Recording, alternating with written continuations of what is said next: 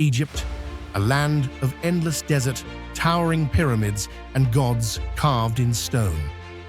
For thousands of years, its civilization has fascinated the world.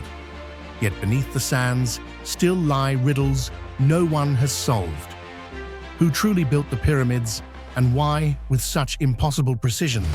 What secrets are hidden in the silent tombs and forbidden texts?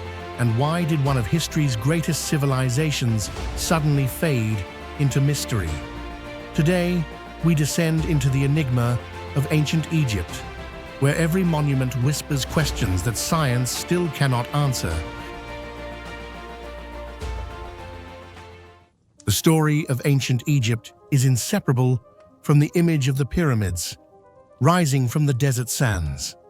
The Great Pyramid of Giza is not just a monument, it is a riddle carved into stone.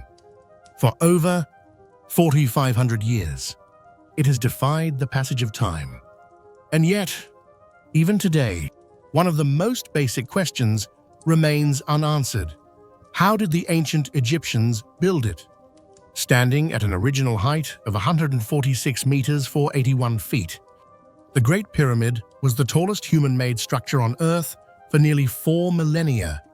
Its base covers an area of about 13 acres, aligned almost perfectly with the cardinal points of the compass. Each of its sides once gleamed with polished Tura limestone casing stones, reflecting the sun so brightly that the pyramid could be seen from many miles away.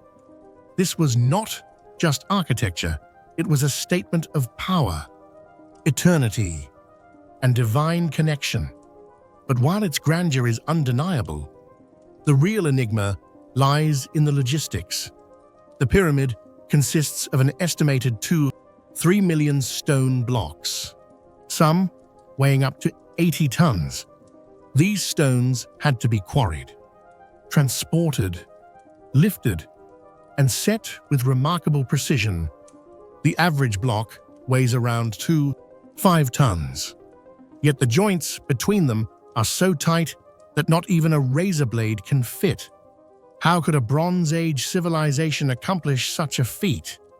The traditional explanation is that massive labor forces, perhaps numbering in the tens of thousands, dragged the stones on sledges, using ropes, wooden rollers, or lubrication with water to reduce friction. They may have constructed long, straight ramps or spiral ramps around the pyramid to haul the blocks upward.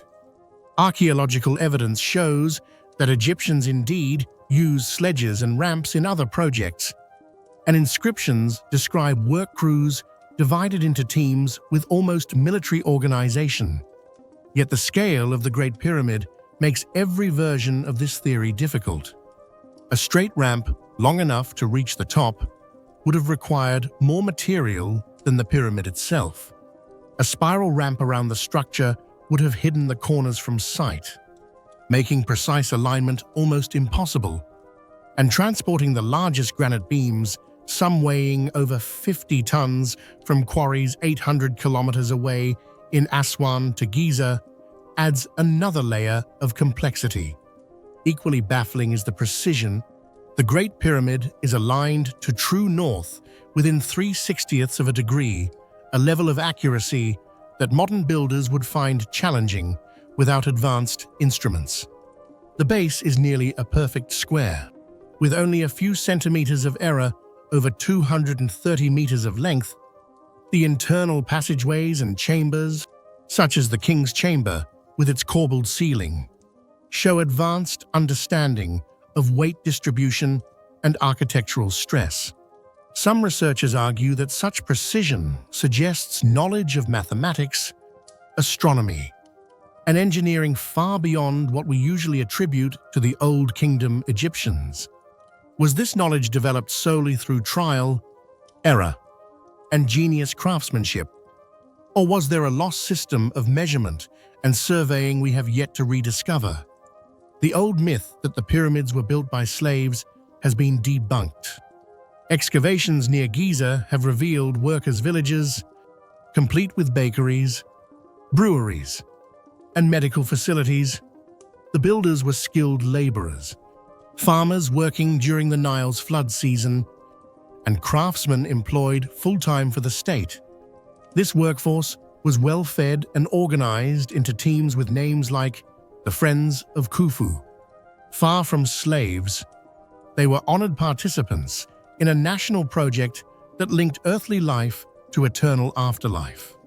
But even with a motivated and well-fed workforce, the scale remains staggering, moving 2-3 million blocks over just 20 years, as some records suggest, would require placing one block every few minutes, day and night, without pause. Could such relentless pace have been possible, or does this timeline need to be reconsidered? Because the puzzle is so immense, alternative theories have flourished. Some propose that Egyptians used counterweights or even water-filled canals to float stones closer to the construction site. Others suggest the stones were cast in place using a type of early concrete made of limestone slurry. These ideas remain controversial, as direct archaeological evidence is lacking. And then, of course, there are fringe theories, claims of lost technology, or even extraterrestrial intervention. While mainstream archaeology firmly rejects such explanations, their persistence shows how deeply the mystery captivates human imagination. When conventional answers seem unsatisfying, the human mind naturally searches for extraordinary ones. The pyramid's function also ties into the construction mystery. It was not just a tomb for Pharaoh Khufu, but a cosmic symbol. Many scholars believe its design reflects the Egyptians' understanding of the heavens. The shafts inside the Great Pyramid point to significant stars, including those in Orion's belt associated with the god Osiris, ruler of the afterlife. In this view, the pyramid was a stone machine, guiding the pharaoh's soul to the stars. If its purpose was divine, then perhaps the extraordinary effort to build it becomes more comprehensible. For the Egyptians, this was not simply a building project, it was the creation of a gateway to eternity. Every block set in place was an act of devotion, every alignment a reflection of cosmic order. Modern technology continues to probe the pyramid. The Scan Pyramids project, using tomography, has revealed hidden voids that may lead to new discoveries. Yet, even with lasers, drones, and particle detectors, we are still left with fundamental questions. What methods did the Egyptians use to achieve such precision? How did they organize logistics on such a vast scale? And most importantly, what does this say about human ingenuity in the ancient world? The Great Pyramid remains a paradox. It is at once a triumph of human effort and an unsolved riddle. Each block is silent, yet together they form a voice that echoes across millennia. We were capable of more than you can imagine. Cleopatra is perhaps the most famous queen in all of history. Her name alone conjures images of power, beauty, and tragedy. But behind the legend lies a mystery that has eluded archaeologists for centuries: the location of her final resting place. While the pyramids of Giza rise proudly from the desert as eternal markers of Egypt's ancient might, Cleopatra's tomb has vanished into silence, leaving only questions where answers should be. The story of her final days is well known.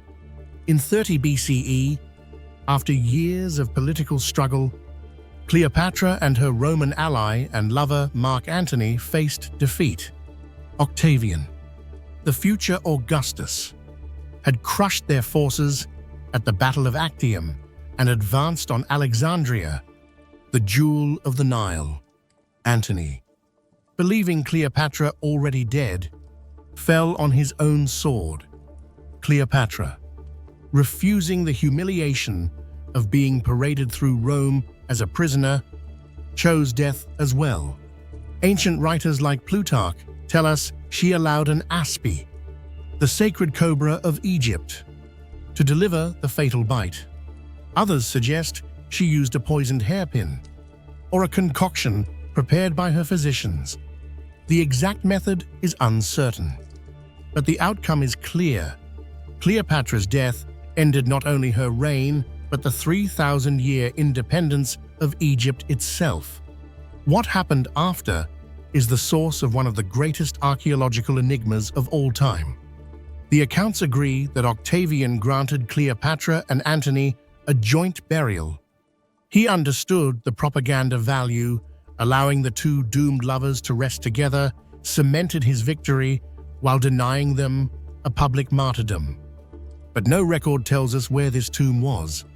For a figure as monumental as Cleopatra, it is strange, almost inconceivable, that her grave has never been identified. And yet, for over 2 millennia, it has remained hidden. Most scholars assume the tomb lies somewhere in or around Alexandria, the city Cleopatra called home. Founded by Alexander the Great, it was the beating heart of the Ptolemaic dynasty and the stage for Cleopatra's reign. But much of ancient Alexandria now sleeps beneath the waters of the Mediterranean, swallowed by earthquakes and tsunamis that reshaped the coastline over the centuries. The royal quarter, with its palaces, gardens, and temples, is today an underwater ruin. Could Cleopatra's tomb lie beneath the sea, entombed not only in stone but in water? Archaeologists diving among the submerged statues and columns have long searched for traces of a royal mausoleum. But so far, no discovery has confirmed it. Another compelling theory points inland, to the temple of Taposiris Magna, west of Alexandria, built to honor Osiris, god of the afterlife. It was a place rich in symbolism, closely tied to rebirth and eternity. Some archaeologists argue that Cleopatra, who cultivated her image as the living embodiment of Isis, may have chosen to be buried here, uniting herself with the divine myth of Isis and Osiris. Excavations at the site in recent decades have uncovered coins bearing Cleopatra's likeness, artifacts from her reign, and tunnels that suggest a complex structure beneath the temple. Enthusiasts of this theory believe the tomb may still await discovery in a sealed chamber deep below the temple floor. There are also whispers of more secretive possibilities. Cleopatra was a ruler known for her cunning and her sense of spectacle. Could she have ordered her tomb hidden deliberately, in a place known only to a chosen few, to ensure that her memory would remain shrouded in legend? If so, she succeeded beyond imagination. Her burial remains a blank space in the map of history, a silence that keeps her myth alive. The implications of finding Cleopatra's tomb are staggering. It would be one of the greatest archaeological discoveries of all time, rivaling the uncovering of Tutankhamun's burial chamber. Beyond the treasure or grandeur such a tomb might contain, it could also answer questions about Cleopatra herself. How did she want to be remembered? Did she embrace her Egyptian heritage in death? Or did her tomb reflect the Greek roots of the Ptolemaic dynasty? Was Antony truly laid beside her, uniting them for eternity as the legends say? The absence of the tomb has allowed countless interpretations of Cleopatra to flourish. To some, she was a cunning seductress who brought down powerful men. To others, she was a brilliant strategist and diplomat, a woman navigating a world dominated by empires and ambition.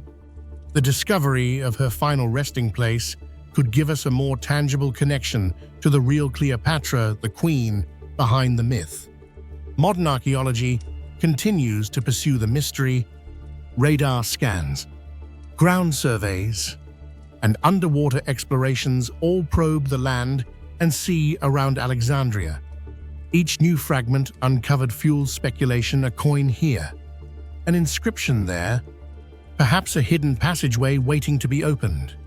And yet, with every year that passes, the silence deepens, as if Cleopatra herself still guards the secret of her final resting place.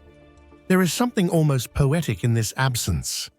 Cleopatra lived a life performed on the grandest of stages. Her loves and battles known across continents. Her death marked the end of an era, and yet her tomb remains hidden, like the closing curtain on a play whose last act has been lost. The pyramids may proclaim eternity in stone, but Cleopatra's legacy endures in mystery. The unknown is her monument. And so we are left with the question, will the tomb of Cleopatra and Mark Antony ever be found?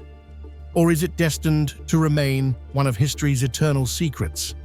A reminder that even the most famous figures can vanish into the sands of time.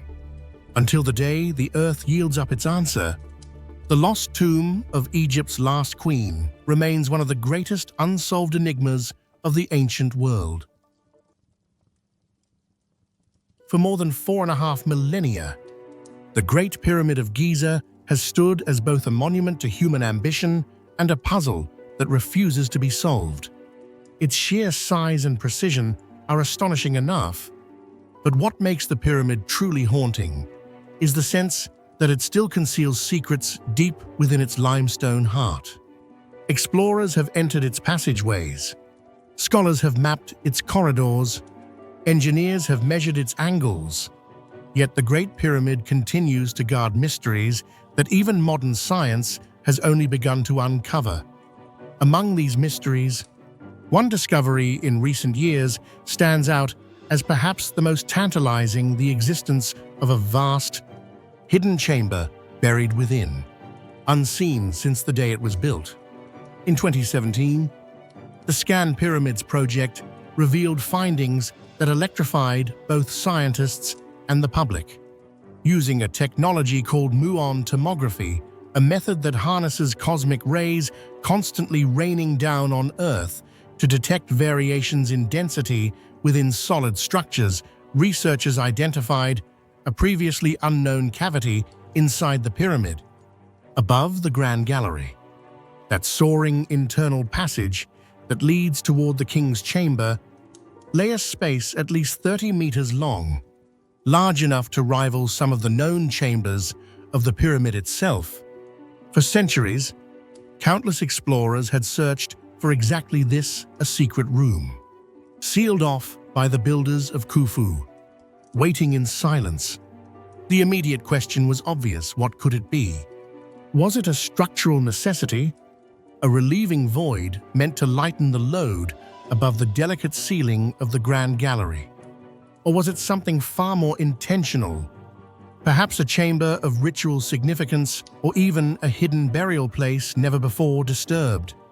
To grasp the weight of this discovery, we must remember how many had sought treasure or answers within the pyramid's walls. As early as the 9th century, the Caliph al-Ma'mun ordered workers to dig into the pyramid with fire and battering rams, convinced that unimaginable riches lay hidden inside. They eventually broke through, uncovering corridors and rooms, but found no treasure. Centuries later, European explorers like Giovanni Belzoni and Howard Vyse forced entry into more areas, leaving behind graffiti that marked their presence and confirmed Khufu's reign. Despite their reckless methods, they did not reveal anything resembling a hidden chamber of such magnitude.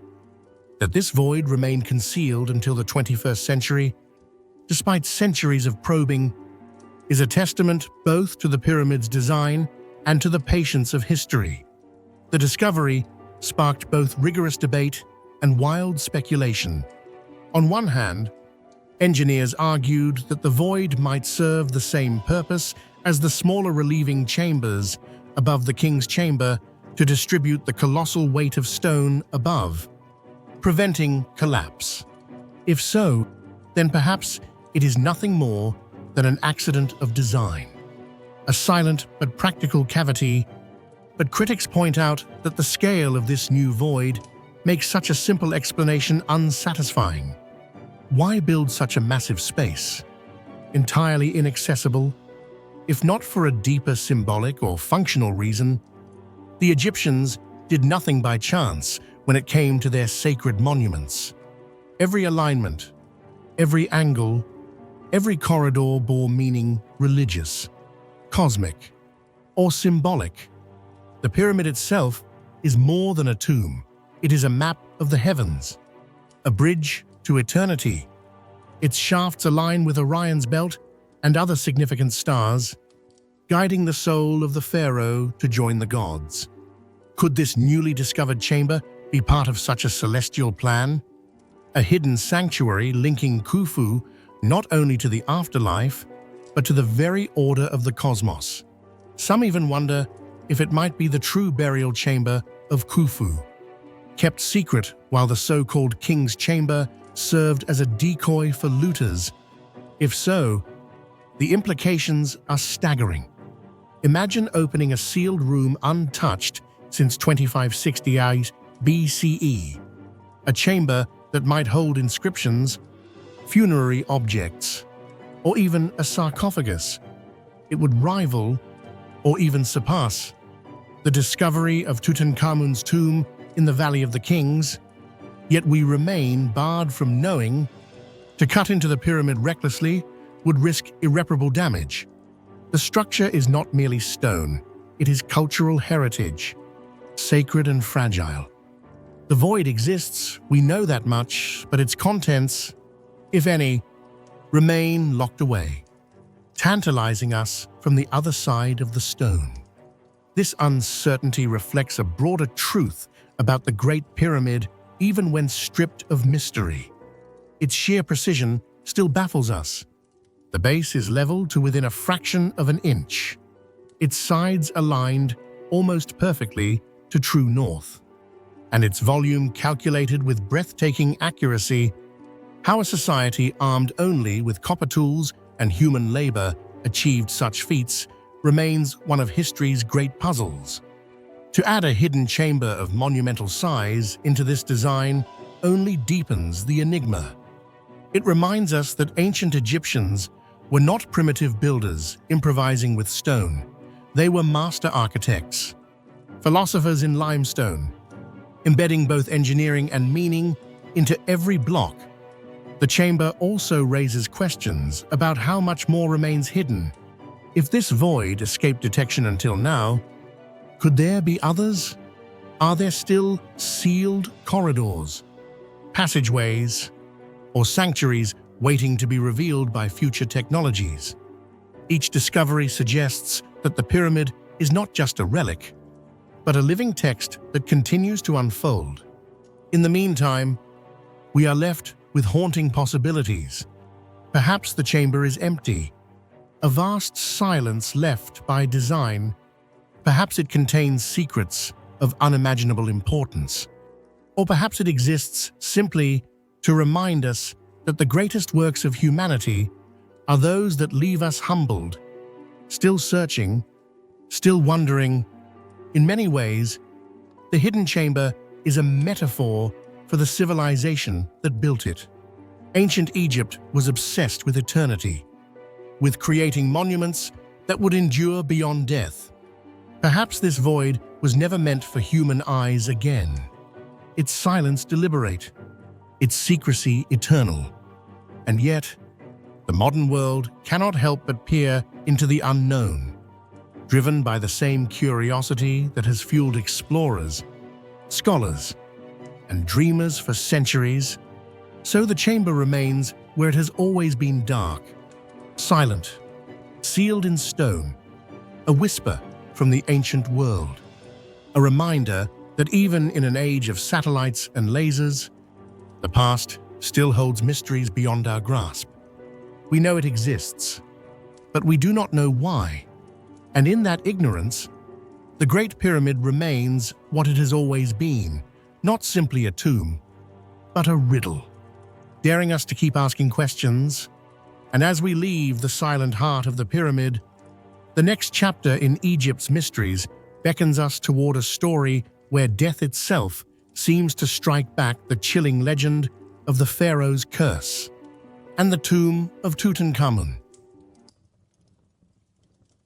In the winter of 1922, the sands of the Valley of the Kings yielded one of the most extraordinary discoveries in the history of archaeology, the nearly intact tomb of Pharaoh Tutankhamun. For centuries, explorers had combed the valley, opening burial after burial, only to find them robbed and plundered. But British archaeologist Howard Carter, after years of painstaking search, uncovered something no one had dared to hope for: a royal tomb untouched, sealed since the day it was closed more than 3,000 years earlier. As Carter held his lantern high and peered into the antechamber, he described seeing wonderful things: golden couches shaped like animals, chariots, statues, and shrines, all gleaming in the flickering light. And at the heart of it all, within nested coffins of gold, lay the mummy of the boy king, Tutankhamun. The discovery electrified the world. Newspapers splashed photographs of golden masks and treasures across their pages. Egyptomania swept through Europe and America. Suddenly, a young pharaoh who had died at age 19, largely forgotten by history, became one of its most famous figures. Yet with the glory of discovery came whispers of something darker, a curse that would strike down all who disturbed the king's eternal rest. The legend of the pharaoh's curse had been born long before Carter's expedition. Ancient Egyptians believed tombs were sacred places, protected by spells and guardians. Many tomb inscriptions warned of dire consequences for those who violated them. One even promised death by crocodile, snake, and lion to intruders. But the modern world largely dismissed such threats as superstition until events surrounding Tutankhamun's tomb seemed to breathe life into the ancient warnings. The first death came swiftly. Lord Carnarvon, the wealthy patron who financed Carter's expedition, entered the tomb in 1923. Only months later, he died suddenly from blood poisoning, the result of an infected mosquito bite. Newspapers seized on the story, declaring the curse real. Legend soon embroidered the details at the very hour of Carnarvon's death. All the lights in Cairo supposedly went out, and back in England, his dog howled and fell dead. Reporters spoke of death by the hand of the pharaoh, and the tale spread like wildfire. More deaths followed. A string of people associated with the excavation, Carnarvon's relatives, Egyptian officials, visitors to the tomb, died in what seemed to be untimely or mysterious ways. Some succumbed to disease, others to accidents. But in the fevered imagination of the public, each death became proof of the curse. Even Carter himself was not spared suspicion. Though he lived until 1939, nearly 2 decades after the discovery, still, the image of a shadowy power reaching out from the ancient past gripped the modern world. Scientists and skeptics sought rational explanations. One theory proposed that deadly fungi or bacteria had grown within the sealed tomb over millennia. Disturbing the chamber could have released spores or toxins, infecting those who entered. Modern tests on some mummies and tomb walls have indeed found traces of mold and dangerous bacteria. Another theory points to simple coincidence. With so many people involved over the years, some were bound to die, and sensationalist newspapers exaggerated the pattern. Statistically, most of Carter's team lived long lives, casting doubt on the idea of a true curse. Yet despite rational voices, the allure of the curse remains strong. Human beings are drawn to mystery, to the idea that ancient powers might still reach across time. The story of Tutankhamun's curse is less about microbes or coincidence and more about the deep emotional response we have to tombs and death. A sealed chamber, opened after millennia, carries with it a sense of transgression. To disturb a king's eternal rest is to invite consequences, whether divine or psychological. The mask of Tutankhamun, with its serene golden face and eyes gazing into eternity, only reinforces this aura. It is not merely an artifact, but a presence, as if the young pharaoh still watches from beyond. Visitors to the Cairo Museum often speak of the mask as haunting, its beauty mingled with unease. The treasures of the tomb whisper of unimaginable wealth and divine power, but they also remind us of mortality, of the ancient Egyptians' obsession with eternity, and of our own fragile place in time. The curse of the pharaohs also had a profound impact on archaeology itself. While it may have been a sensational story, it shaped the public imagination and fueled interest in Egyptology for decades. It also raised questions about the ethics of disturbing tombs. Were the ancients right to warn against it? Should some secrets remain sealed, their silence respected? Even today, these questions linger as scientists debate whether to probe deeper into hidden voids within pyramids or to leave them untouched. What is certain is that Tutankhamun's tomb changed the world. It provided an unprecedented glimpse into the life and death of an Egyptian ruler, revealing not only treasures but also the artistry, craftsmanship, and beliefs of a civilization at its height. At the same time, it reminded us of the power of myth. Whether the curse was real or imagined, it became a story that defined the discovery as much as the golden mask itself. Nearly a century after Carter first gazed upon wonderful things, the curse of the pharaohs remains part of Tutankhamun's legacy.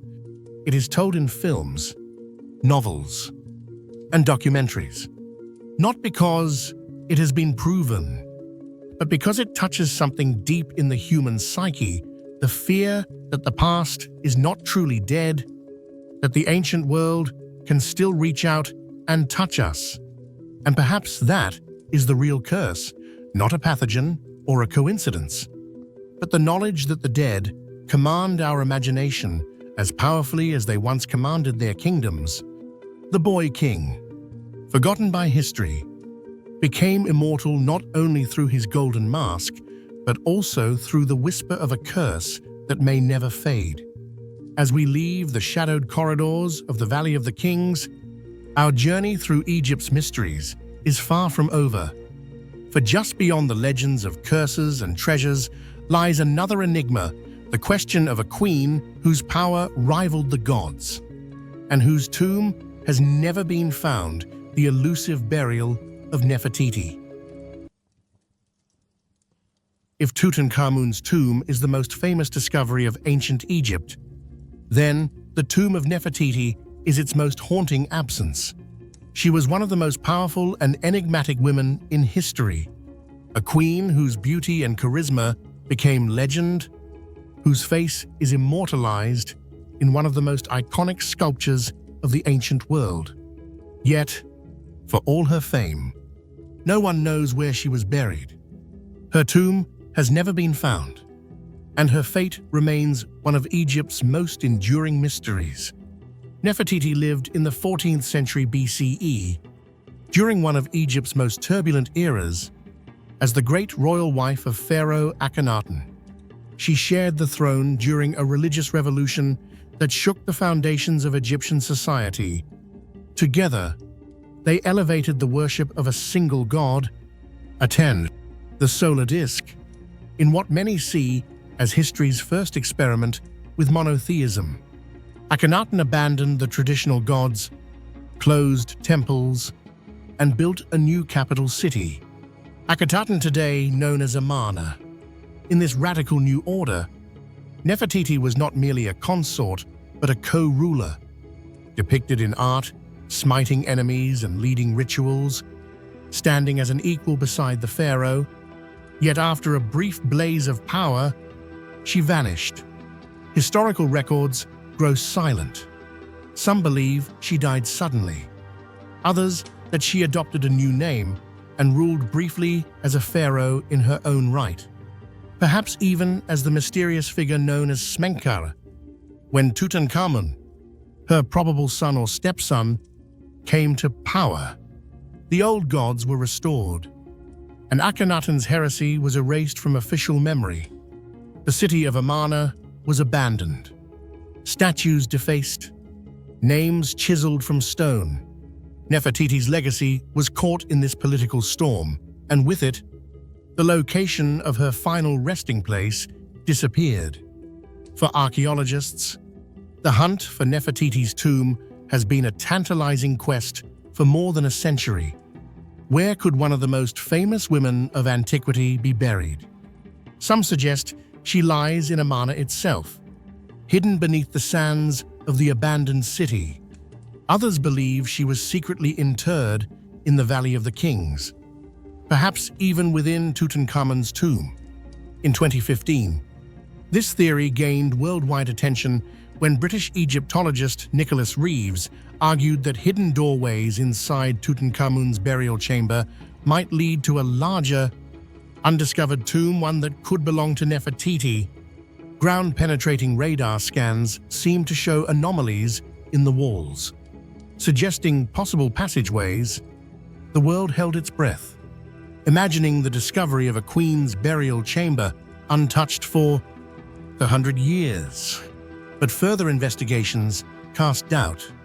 Subsequent scans offered conflicting results, and official announcements grew more cautious. No hidden chambers were opened. The debate remains unresolved. Are there sealed corridors behind Tutankhamun's tomb? Or was it a false alarm born of wishful thinking and the play of radar signals against uneven rock? For now, the walls remain unbroken, and the mystery persists. Other researchers point to different sites: the Temple of Medinet Habu, the Valley of the Queens, and even previously excavated tombs have all been proposed as possible resting places. Some suggest that her body may already have been discovered but not recognized. Several unidentified female mummies, including the so-called younger lady found in tomb KV35, have been tested with DNA, but the results are ambiguous. Could one of them be Nefertiti herself, her identity hidden beneath wrappings? Awaiting the day science can confirm it. The search is not merely about finding bones and artifacts. It is about understanding one of history's most extraordinary women. Nefertiti was not a passive figure. She was a queen who ruled beside her husband as an equal, who reshaped religion, who may have worn the crown of pharaoh. To uncover her tomb would be to rewrite a chapter of Egyptian history, revealing how she lived, how she died, and how she wished to be remembered. The famous painted bust of Nefertiti, discovered in 1912 in Amarna, has become a symbol of her allure and mystery. With its elegant neck, delicate features, and timeless beauty, it is one of the most recognized works of art in the world. Yet it is only a fragment, a whisper of the woman herself.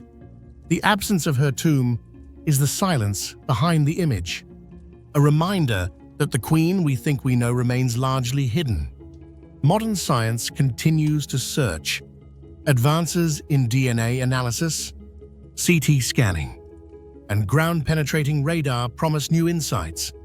But archaeology is a patient discipline, often moving slower than public imagination. Each discovery brings hope. Each false lead deepens the sense of longing. In the end, perhaps Nefertiti's greatest legacy is this very mystery. She was a queen who defied tradition, who stood beside a revolutionary pharaoh, who may have ruled in her own right. Her disappearance from history mirrors her disappearance from the earth. Like the rays of the Aten. Her story illuminates and then vanishes, leaving behind both wonder and questions. And so we ask, where lies the queen who was once called the Beautiful One has come? Is she hidden in plain sight? Misidentified in a museum case? Is she sealed behind walls we dare not yet break? Or has the desert itself swallowed her, keeping her secret for eternity until the day her tomb is found? Nefertiti remains both present and absent, a queen without a grave, a name without a body, a riddle carved into the fabric of Egypt's past. As we move forward, the next mystery takes us not to queens or kings, but to a different realm of Egyptian genius, the astonishing science of mummification, a practice that preserved bodies for thousands of years and still challenges modern understanding. Among the countless legacies left by the civilization of the Nile, none speaks to us more directly or more eerily than the preserved bodies of its dead. To walk into a museum and find yourself staring at the withered yet unmistakably human face of someone who lived 3,000 years ago is to feel the strange collapse of time. Skin still clings to bone, fingernails remain. Hair, carefully braided, rests on a skull that once commanded armies or whispered to children. These are not relics of stone or inscriptions on walls. They are people carried forward across ages by a science that we still cannot fully replicate: the Egyptian art of mummification. To the Egyptians, death was never the final curtain. It was a threshold, a crossing into another existence where the soul would need a vessel. If the body disintegrated, the spirit could not recognize its home. To embalm a corpse was therefore not a matter of sentiment, but of cosmic necessity. It was an act that combined chemistry, theology, and ceremony into a single performance meant to outwit decay. What makes this practice so mysterious to us today is not that we know nothing of it. On the contrary, we know fragments, snippets of ritual from surviving texts, descriptions from later historians, and above all, the mummies themselves, which are the most eloquent textbooks of all. We know that the body was washed and purified, that the organs were removed and dried, that the corpse was packed with natron salts to draw out every trace of moisture. We know that resins and oils were applied to fight bacteria and insects, and that endless swathes of linen, sometimes up to 100 layers, were wound around the body until it became both statue and cocoon. And yet, even armed with this outline, we cannot explain the extraordinary successes. Some mummies look as though they died only yesterday, the curve of a cheek still present, tattoos visible on a shoulder, strands of hair shining with natural oils. Others from the very same period have collapsed into darkened husks, brittle and unrecognizable. Why the discrepancy? Were the embalmers experimenting, refining, and sometimes failing? Or did certain workshops guard formulas that others never learned? The embalmers' guilds kept their knowledge as secret as any priesthood, passing it from master to apprentice in whispers rather than ink. That secrecy has left us today with puzzles instead of manuals. Scientific analysis has begun to pry open some of those secrets. Chemical studies reveal complex mixtures: pine resins, beeswax, cedar oil, bitumen, exotic plants imported from lands thousands of miles away. Some of these substances had antibacterial qualities. Others created protective barriers against moisture. To gather such ingredients required trade routes stretching across continents. The embalming table, in other words, was not just a local workshop, but the endpoint of a global network, with resins flowing in from the Levant, spices from Arabia, and perhaps even rarer materials from beyond. How did the Egyptians know which ingredients would work? And in what proportions? No surviving record tells us. The precision was inherited, tested over centuries, and kept behind closed doors. Discoveries continue to shift our understanding. At Saqqara, archaeologists unearthed an embalming complex complete with labeled vessels still containing residues. For the first time, we could match ancient Egyptian words for substances with their actual chemical identities. Even so, the findings only deepen the sense of awe. The embalmers were combining materials in ways that reflect both experimentation and intention, mixing local herbs with distant imports in recipes that remain beyond full reconstruction. There is another side to this craft that science cannot measure: the ritual. Every stage of embalming was accompanied by prayer, incantation, and gesture. Priests donned masks of Anubis, the jackal-headed god of embalming. As they worked, amulets were slipped between layers of linen scarabs, eyes, and ankhs, each one meant to protect the deceased, in ways as real to the Egyptians as the resins themselves. What we see today in glass cases are bodies bound by chemistry. Yes, but also wrapped in faith. Modern medicine can keep a body intact for decades. The Egyptians achieved millennia. That endurance gives their work a power that transcends science. We can imagine the workshops, the still air, heavy with the smell of resin and incense, the flicker of oil lamps over pale forms, the chant of priests blending with the careful motions of craftsmen. To them, this was not preservation, but transformation. The corpse was being reshaped into something more than human, a vessel suitable for eternity.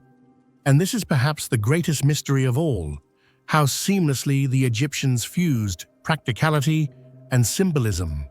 Salt dried the flesh, but salt was also purity.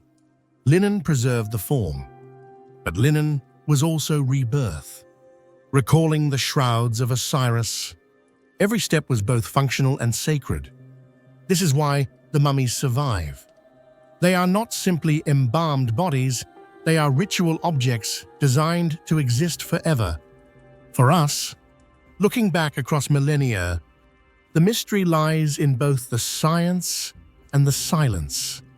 We can identify ingredients, but not the recipes.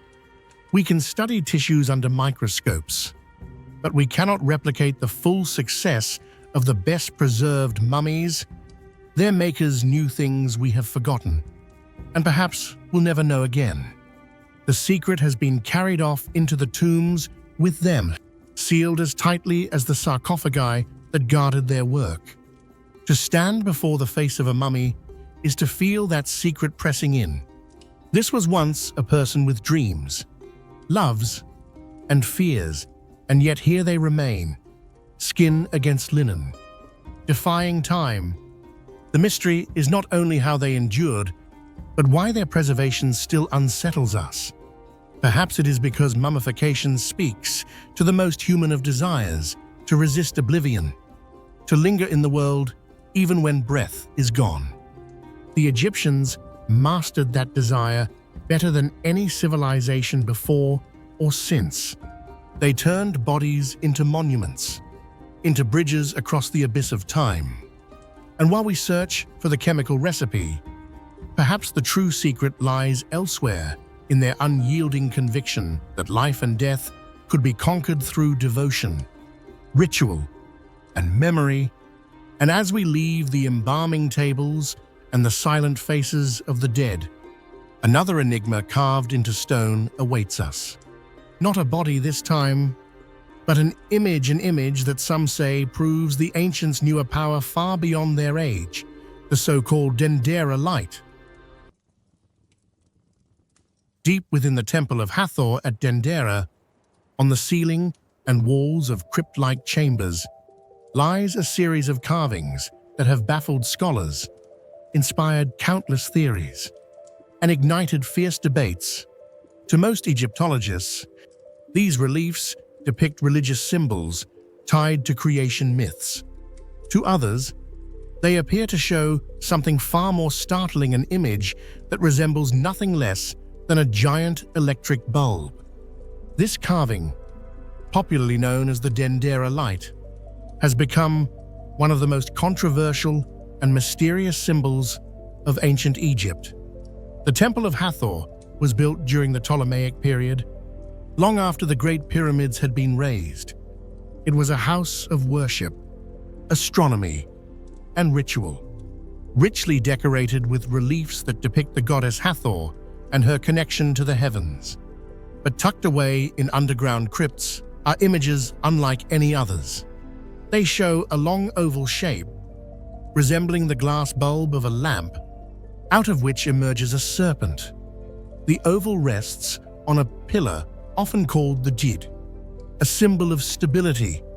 Human figures stand beside it, some apparently holding the oval aloft, others interacting with it.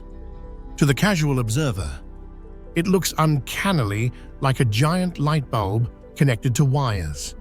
Mainstream scholars interpret these images very differently.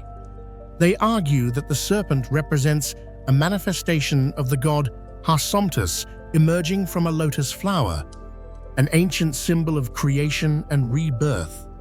The oval shape is thought to represent the womb or the cosmic egg, while the Djed pillar anchors it as a symbol of stability in the universe. In this reading, the relief is not technological but mythological, a story of the cosmos carved in stone. Yet the resemblance to modern technology is difficult for some to ignore. Beginning in the 20th century, alternative theorists proposed that the Dendera light might depict an actual device, an electrical lamp of some kind, proof that the ancient Egyptians had mastered a form of electricity. They point to the similarity between the shape of the relief and a Crookes tube, an early experimental light bulb from the 19th century. The cable connecting the bulb to a box is interpreted as a power cord, while the figures around it are imagined as priests operating the device. The suggestion seems fantastic, but it has found a wide audience. Replicas of the Dendera light have even been built using glass tubes, inert gas, and electrical currents, producing a soft glow that eerily matches the shape of the relief. Could it be that the Egyptians harnessed electricity thousands of years before Edison? Most archaeologists reject this idea, pointing out the complete absence of electrical infrastructure in ancient Egypt.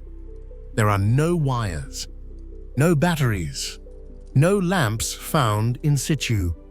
Temples were lit with simple oil lamps, and soot marks from torches can be found in many tombs and passageways. To claim the Egyptians possessed electric bulbs, they argue, is to ignore the lack of supporting evidence. The reliefs, in their view, should be read symbolically, not literally. Still, the fascination persists. Why, then, do these particular carvings look so unlike anything else in Egyptian art? If they are purely symbolic, why depict them in such a strikingly mechanical form? Could the artists have been representing ideas or experiences in ways that coincidentally resemble modern technology? Or could there be some forgotten experiment with light, lost to history? The truth may lie somewhere between. The Egyptians were masters of metaphor, encoding cosmic concepts in visual form. The serpent within the oval could represent the path of energy, the pulse of life within the universe, framed in a shape that to modern eyes resembles a bulb. What we see as electricity might simply be how the Egyptians expressed their vision of creation. Using imagery we struggle to interpret because we are shaped by our own technological age. Yet the mystery endures, not because we lack explanations, but because the carving resists a single interpretation. It invites speculation. forces us to question, and dares us to wonder whether we truly understand the ancient mind.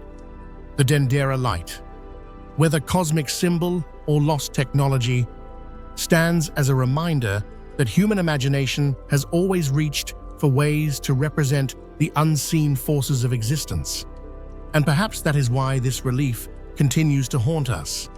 It reflects not just what the Egyptians believed, but what we long to believe, that the past still holds secrets capable of rewriting our understanding of civilization itself. So we are left with the image, a glowing oval, a serpent of energy, hands raised toward it as though tending a flame of impossible knowledge. Is it myth? Is it metaphor? Or is it a memory of a science lost to time? What do you think? Was the Dendera light a symbolic story of creation?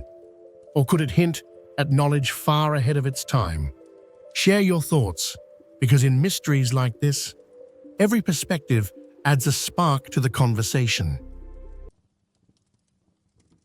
There are mysteries of stone that dominate the desert horizon, and mysteries of flesh that confront us in museums.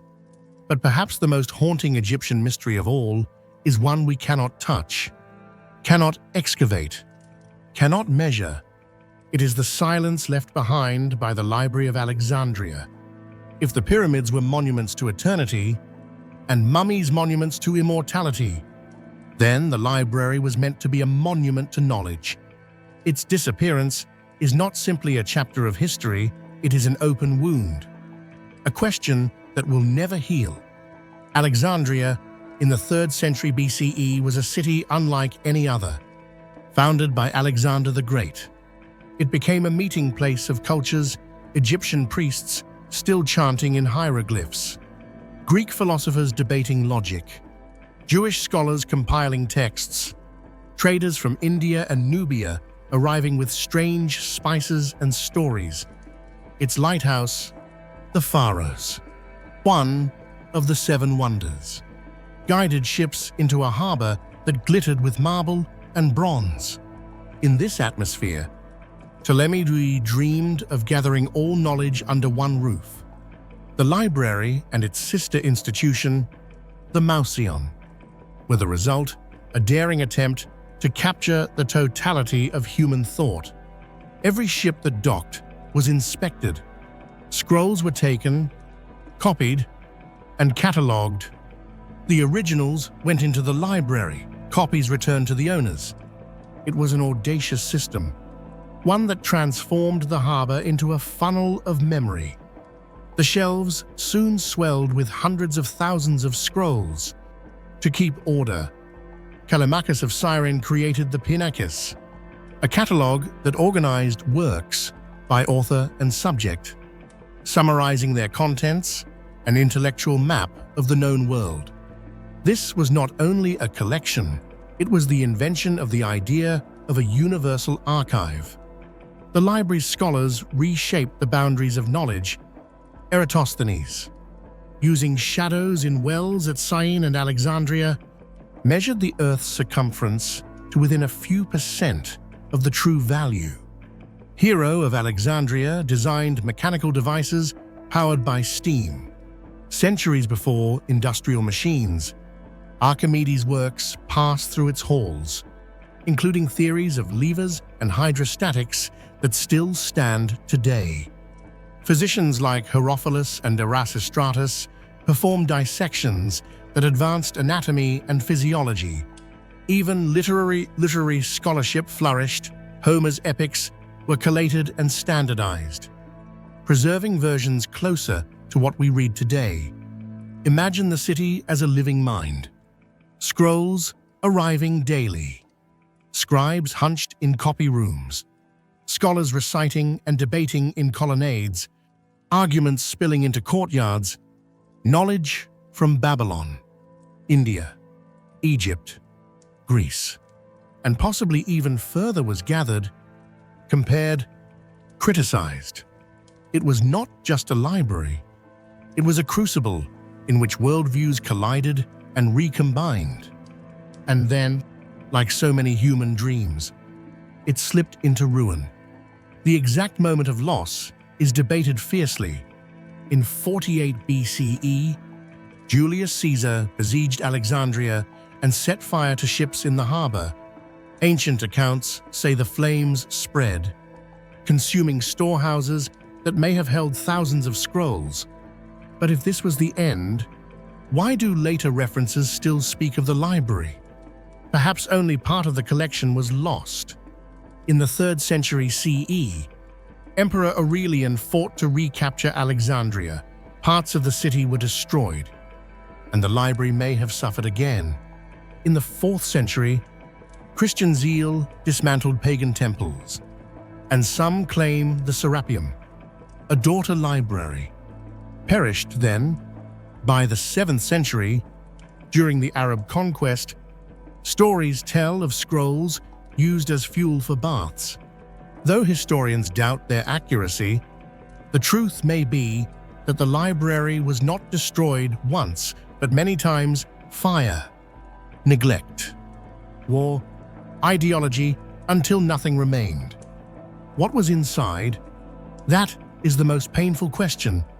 Complete works of dramatists now known only by fragments, histories of peoples we no longer remember, mathematical treatises that could have accelerated science by centuries, detailed maps drawn from sailors who ventured further than our histories allow, star catalogues that might have shifted astronomy into a new age, and perhaps records of civilizations already forgotten by the Ptolemies, now doubly lost to us.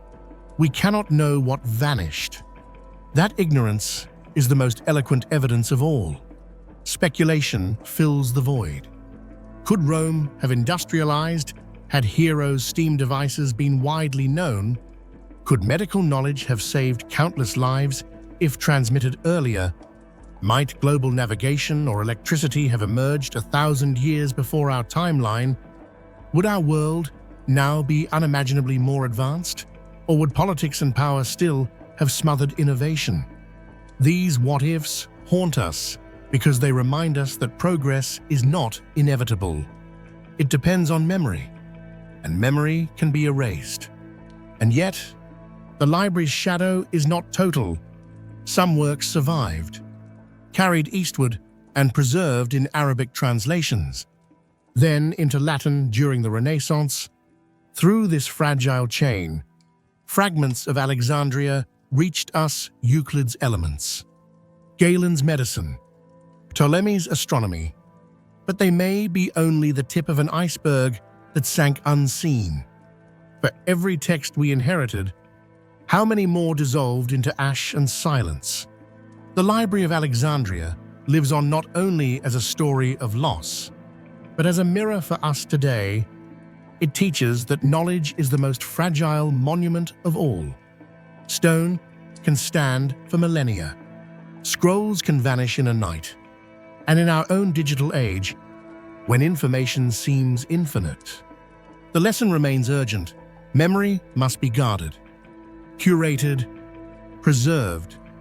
Otherwise, we may suffer our own Alexandrias in the collapse of archives or the erosion of data. Perhaps the most haunting image is not the fire, but the silence afterward. Imagine the empty shelves, the dust settling where scholars once argued. Imagine generations walking past, knowing that something priceless was gone, but unable to bring it back.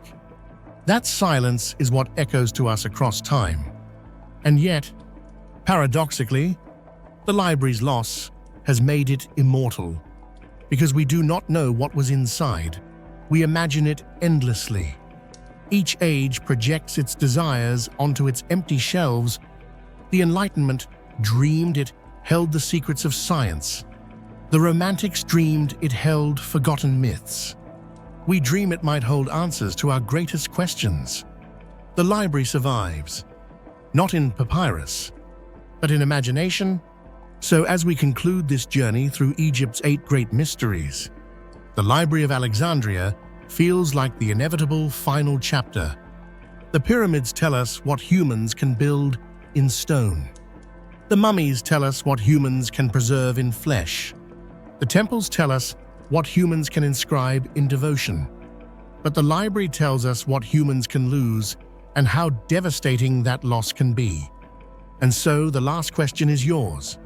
If tomorrow a sealed chamber beneath Alexandria revealed shelves of intact scrolls, and you could choose the first one to unroll, what would you hope to see written there? A forgotten science, a lost history, a story that rewrites everything. Share your thoughts, because in that act of imagining, the Library of Alexandria lives again, not in ruins or ash, but in the curiosity it still awakens in us all